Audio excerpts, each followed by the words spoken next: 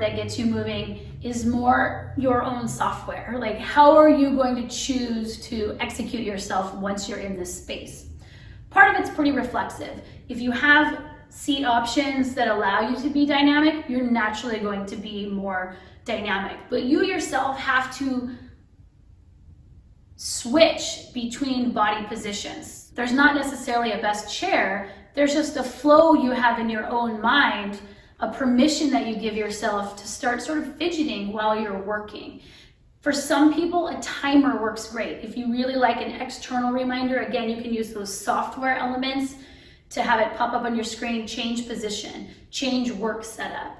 If you have something that's like a variable height desk, that might mean that you kick it up a couple notches and you stand up, or it might mean that you pick up your laptop and you move it to a different space. So you yourself have to choose to move from point A to point B. And then you also have to choose to move more when you're in point A and also move more when you are in point B.